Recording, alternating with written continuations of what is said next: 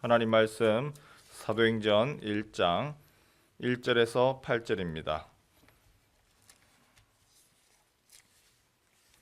사도행전 1장 1절에서 8절 말씀입니다.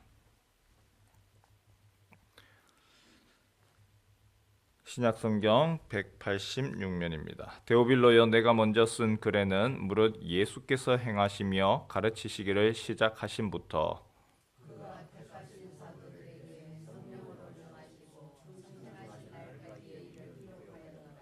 그가 고난받으신 후에 또한 그들에게 확실한 많은 증거로 친히 살아계심을 나타내사 40일 동안 그들에게 보이시며 하나님 나라의 일을 말씀하시니라. 예루살렘을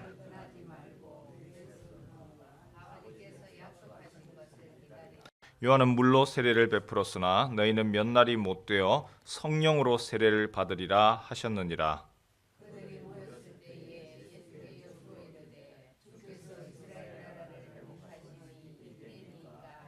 이르시되 때와 시기는 아버지께서 자기의 권한에 두셨으니 너희가 알 바 아니요 너희에게 임하시면 너희가 권능을 받고 예루살렘과 온 유대와 사마리아와 땅 끝까지 이르러 내 증인이 되리라 하시니라.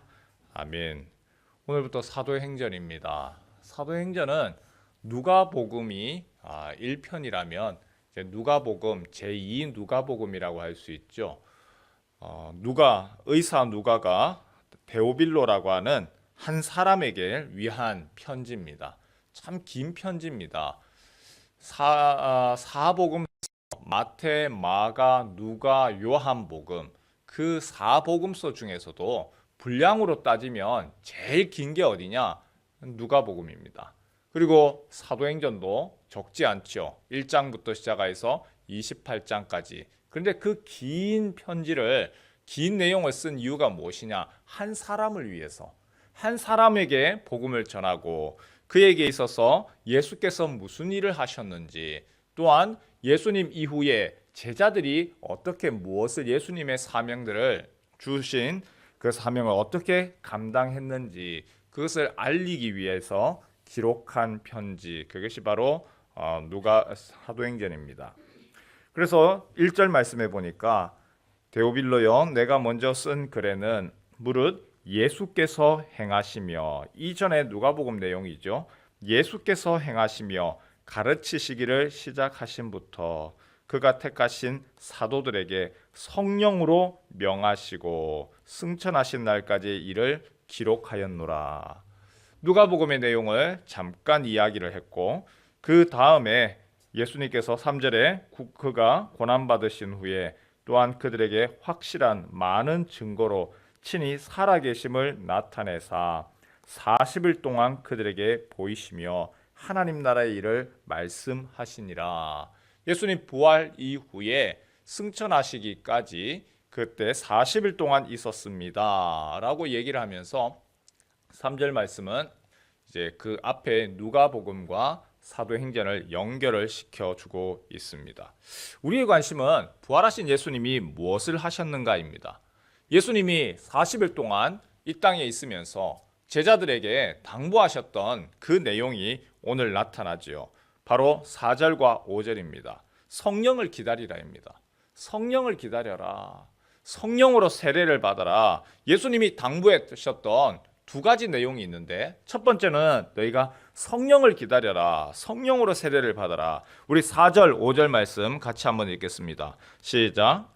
사도와 함께 모이사 그들에게 분부하여 이르시되 예루살렘을 떠나지 말고 내게서 들은 바 아버지께서 약속하신 것을 기다리라. 요한은 물로 세례를 베풀었으나 너희는 몇 날이 못 되어 성령으로 세례를 받으리라 하셨느니라. 아버지께서 약속하신 것, 바로 성령을 이야기하죠. 그리고 5절에 너희는 몇 날이 못 되어 성령으로 세례를 받을 거다. 성령에 대해서 계속 강조합니다. 2절에도 보니까 그렇게 나왔었죠. 그가 택하신 사도들에게 성령으로 명하시고, 그리고 예수님께서 40일 동안 부활 후에 제자들에게 너희가 아버지가 약속하신 성령을 기다려라. 그리고 그 성령께서 오셔서 너희에게 성령으로 세례를 줄 거다.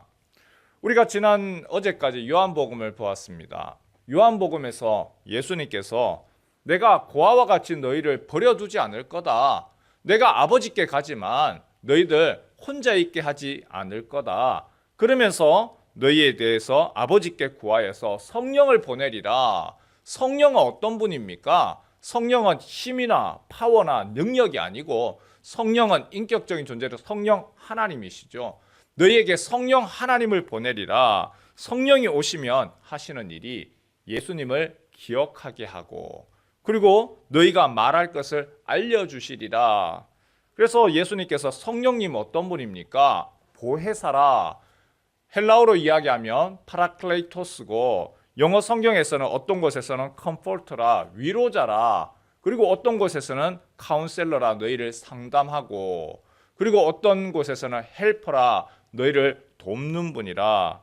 그래서 사도행전의 내용이 무엇이냐 하면 그 약속하신 예수님이 약속하신 성령이 오시는 것.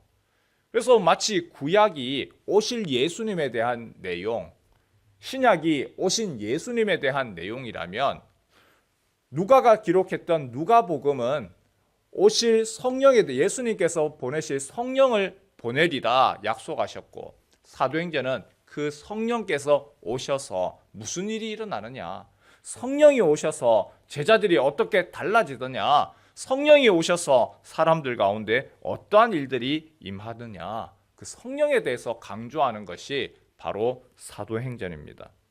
성령이 오면 성령께서 오시니까 무슨 일이 일어나느냐, 제자들의 삶의 변화가 일어납니다. 거듭나지요. 그들이 육으로 난 것이 아니라 성령, 영으로 말미암아 거듭납니다. 거듭난다라고 하는 말이 어려운 말이 아니고 이 땅의 모든 사람들이 다 태어나지요. 그러나 태어난다고 해서 모든 사람들이 하나님을 알고 하나님을 보는 것이 아닙니다.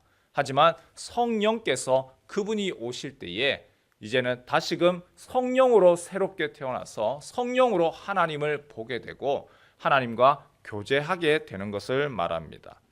중요한 거 성령의 능력입니다.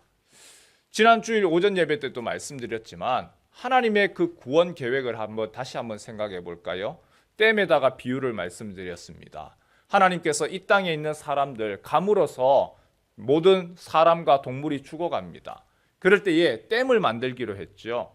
그 하나님께서 하신 성부 하나님이 하시는 일은 무엇이냐면 댐을 설계하는 일입니다. 큰 댐을 만들어서 그래서 많은 사람들에게 물을 공급할 수 있도록 하나님은 그 댐을 계획하시는 거 선택하시고 하나님 예정하시고 그러나 그 댐의 설계가 완성되었다고 해서 자연스럽게 물이 채워지는 것은 아니죠. 그 댐의 설계를 이루어 나가시는 하나님의 구원 계획을 성취하시는 분이 계시더라는 거죠. 그분이 바로 하나님의 아들 예수 그리스도. 예수님이 바로 천지 창조 때부터 계셨지만 하나님의 그 구원 계획대로 이 땅에 있는 사람들을 구원하시기 위하여서 이 땅에 인간으로 오셨고 그리고 모든 사람들의 죄를 대신 지시고 예수님이 십자가에서 죽으셨습니다. 마치 댐 설계가 있지만 그 댐을 이제 만들어가는 것이죠. 댐을 건축을 하고 그리고 댐이 완성되니까 물이 가득 차게 되었습니다. 하지만 물이 가득하다고 해서 우리가 그 물을 먹는 것은 아니잖아요. 물을 먹기 위해서 그 다음 어떤 일이 필요하냐? 그 댐으로부터 시작해서 우리 집까지 모든 수로가 연결되어야 합니다. 그 물을 마실 수 있는 길이 열려야 되는 것이죠. 성령께서 무슨 일을 하느냐? 우리에게 그 댐에 있는 물을 먹을 수 있도록 우리에게 물을 공급해 주시는 수로를 놓고 그리고 예수님께서 행하셨던 그 구원 계획을 받아들이게 하더라는 것이죠. 예수님께서 이미 우리를 위해서 십자가에서 죽으셨습니다. 하지만 2000년 전의 이야기입니다. 그리고 우리나라 사람도 아닙니다. 저 유대 땅 사람입니다. 예수님이 그렇게 해놓으셨다라고 하지만 나와는 아무 상관이 없습니다. 그런데 성령께서 무슨 일을 하시느냐? 그것이 믿겨지게 하더라는 것이죠. 내 마음에 찾아오셔서 내 마음 문 밖에서 똑똑똑 두드립니다. 내가 너와 함께 있고 싶다. 너의 문을 열면 내가 너와 들어가서 내가 너와 함께 먹고 너와 함께 마시리라. 바로 예수의 영, 성령, 다른 이름으로 하면 예수의 영께서 똑똑똑 두드립니다.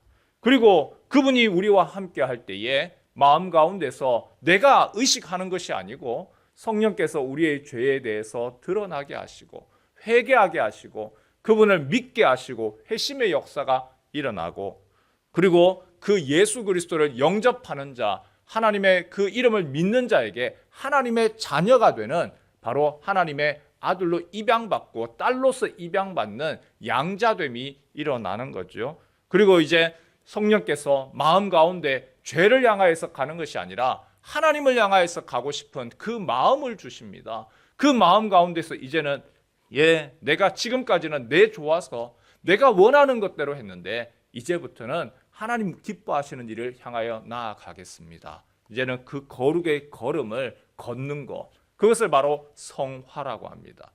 억지로 하는 것이 아니고 성령 하나님이 나와 함께 하시는 분이 나에게 그 선한 마음을 갖게 하시고 그것을 위하여서 발버둥 치게 만드는 것이죠. 그리고 견인이라 끝까지 참고 인내하도록, 예수 믿고 신앙생활 하더라도 어려움이 있어요. 또 바닥을 칩니다.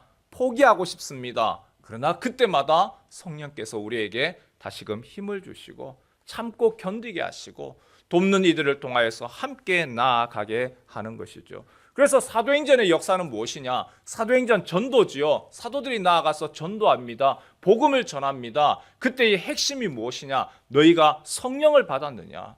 그 성령으로 말미암아 우리와 함께 하시는 그 성령, 다른 말로 옛날로 이야기하면 성신이죠.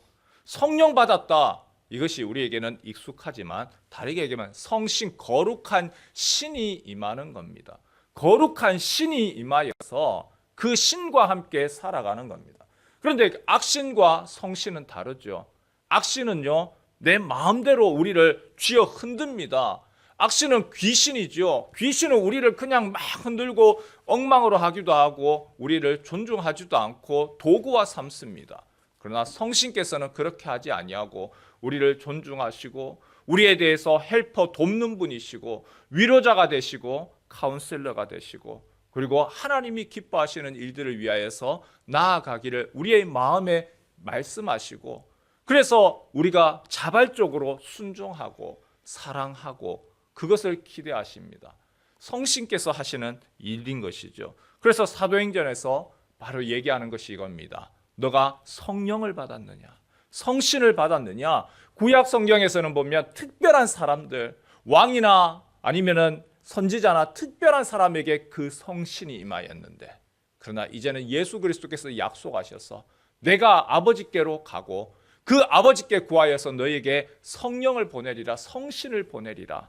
그 성령이 임하면 달라지더라. 그래서 오늘 예수님 말씀하십니다. 너희가 그 성령을 기다려라. 너희의 힘으로 하려고 하지 마라. 성령을 기다려라. 그리고 그 성령으로 세례를 받으리라. 성령 받았냐? 그것이 가장 중요한 문제였던 것이죠. 그리고 그 성령을 받은 사람에게 주님이 한 가지, 그 성신이 임하면 너희의 힘으로 하지 말고 그 성령이 임하면 주님을 위한 선한 마음이 생길 것이고 그때에 순종하고 그때에 너희가 무엇을 할 거냐? 우리 8절 말씀 같이 한번 읽을까요? 같이 읽겠습니다. 시작. 오직 성령이 너희에게 임하시면 너희가 권능을 받고 예루살렘과 온 유대와 사마리아와 땅 끝까지 이르러 내 증인이 되리라 하시니라. 성령이 임하면, 그 성신이 우리와 함께 하시면,